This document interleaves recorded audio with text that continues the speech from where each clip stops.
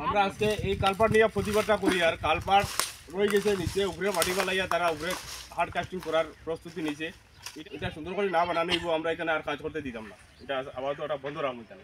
এই কালপাট নিয়ে প্রতিবাদ করি আর যে এই কালপাটটা বহুত পুরানা কালপাট, এটা কালপাট বন্ধ হওয়ার ফলে যে একটা স্কুল এখানে পাঠশালা স্কুলও বাচ্চা 6 মাসের জন্য বন্ধ থাকে। আর এখানে প্রায় 100 বিঘা জমিনের জল এদিকে নামে আইয়া, এটা বন্ধ করার ফলে স্কুলের অসুবিধা হয়েছে, ভেটেনারি অসুবিধা হয়েছে, পাবলিকের অসুবিধা হয়েছে।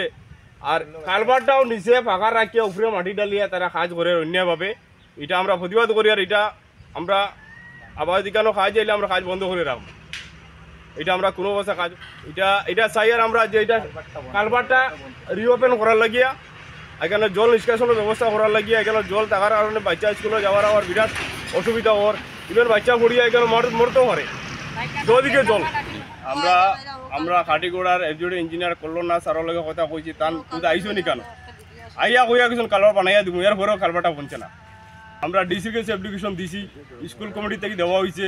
এখনও আমরা স্কুল কমিটি মিটিং করিয়া আমরা এটা সিদ্ধান্ত নেই আর যে আমরা এটা করতাম, মানে এটা আমরা স্কুলের জল না ছাড়াইয়া দিলে, রাস্তার জল না ছাড়াইয়া দিলে আমরা কাজ করতে দিলাম না, বন্ধ রাখবো। তারা বন্ধ করে দিয়েছে, মাটির যা জল যায় না, আমার কুয়ার ডুবাইলা দিলে বেশি জল কেন সবাই আগে খায় আমার কুয়ার থেকে জল নিয়ে। আর স্কুলের ছাত্ররা বড় কষ্ট, স্কুলে আইতে পারে না, 6 মাস বন্ধ থাকে বাচ্চারা। গতকালকে একটা বাচ্চা ওরকম উল্টিয়া পড়ে গেছে যে জলের কিনারে। এটা লাগে আমরা প্রতিবাদ করি। আর এখানেও যদি কাজ হয়, যত সময় কালবার দিছেন না অত সময় এখানে কাজ বন্ধ রাখুন।